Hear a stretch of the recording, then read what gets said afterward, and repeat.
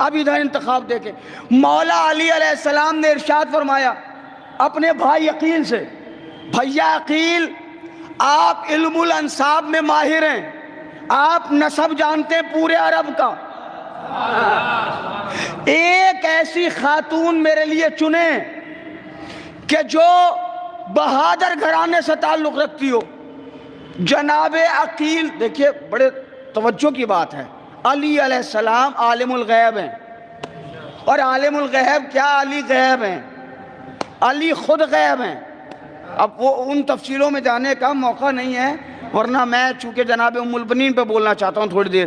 علی عالم الغیب ہیں، اتنے بڑے عالم الغیب ہیں علی کہ پتھر کے سینے میں بیٹھی ہوئی چیٹی کی بھوک جانتے ہیں۔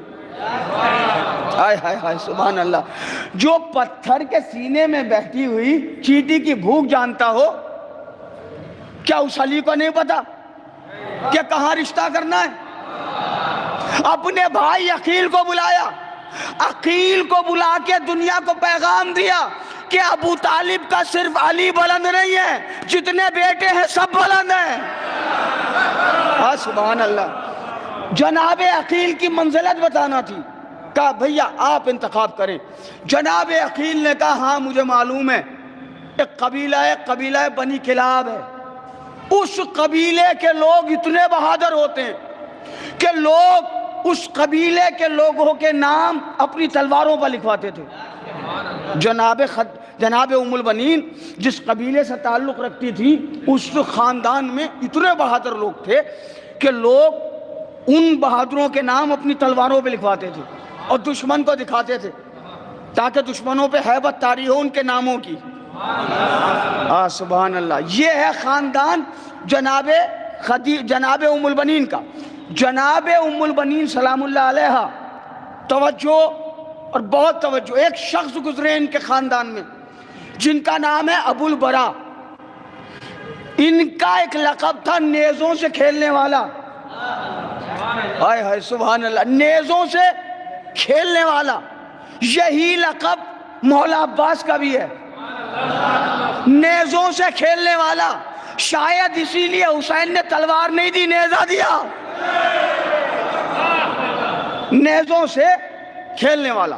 میرے محترم سامعین، جناب ام البنین کے یہاں جناب عقیل رشتہ لے کے پہنچے، اور جب جناب حزام کے پاس پہنچے تو جناب حزام کو جناب عقیل نے سلام کیا، حزام نے جواب سلام دیا۔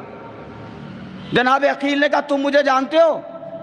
تو انہوں نے کہا نہیں میں نہیں جانتا، آپ نام بتائیں۔ انہوں نے کہا میرا نام عقیل ہے۔ جناب حزام نے ابھی بھی بہت توجہ نہیں دی، فرمایا کون عقیل؟ جیسے ہی جناب عقیل نے کہا کہ میں ابو طالب کا بیٹا ہوں،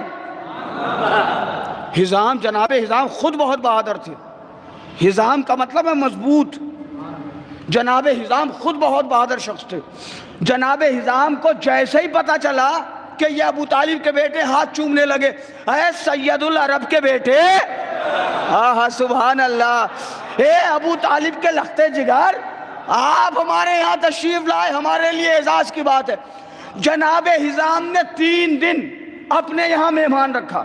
دیکھیے اگر بچوں کی پرورش دیکھنا ہے نا تو ان کے بزرگوں کو دیکھ لیجئے۔ جناب حزام نے کوئی بات نہیں کی، 3 دن جناب عقیل کو مہمان رکھا۔ جب 3 دن مہمان رہ لیے تب ہاتھوں کو جوڑ کے عرض کیا کہ آپ کا ہمارے یہاں کیسے آنا ہوا؟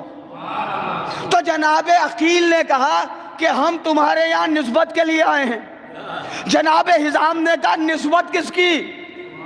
کہا آپ کی بیٹی سے اپنے بھائی علی کا نکاح چاہتے ہیں۔